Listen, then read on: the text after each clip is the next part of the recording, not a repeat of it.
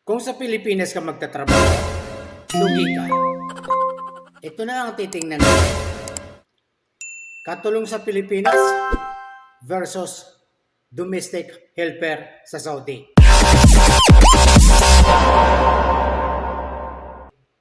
So iyan ang katunayan kung sinong mas malaki ang sweldo, mas nakakaipon, nakakapag-invest.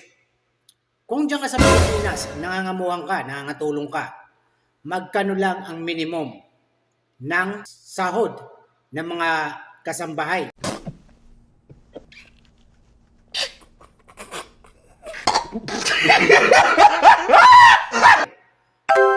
Sa Maynila, 6,000 to 7,000 pesos.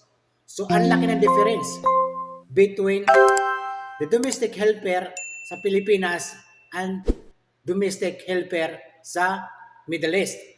So, iyan lang ang basihan natin kung sino ba yung mas nakakaangat, yung katulong sa Pilipinas or domestic helper sa Saudi, sa Middle East.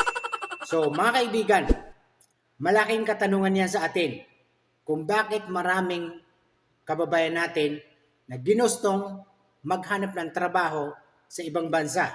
Diyan sa Pilipinas, 6,000 to 7,000 ang sweldo. Ang laki na diferensya, di ba? Libreng tulugan. Yun nga, libreng pagkain. Hindi rin naman masahe. So, pero, may naiipon ba sila sa kunting halaga? 7,000? Wala. Domestic helper sa Saudi. 1,500 plus 300 riyals. Nakakadinggoy pa yun ang mga pagkain. Ang mga kasambahay natin, mga kababayan natin Pilipino sa Middle East.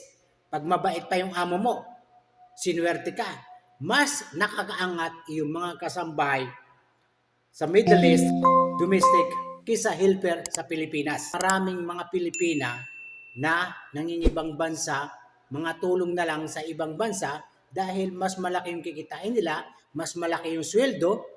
Depende rin yan kung makahanap ka ng magandang amo, swerte mo. Mas nakakapag-invest sila, nakakapag-ipon sila. Ang laki ng diferensya. 1,800 riyals, equivalent of 27,000 pesos. Samantalang, dyan sa Pilipinas, kung domestic helper ka, 7,000,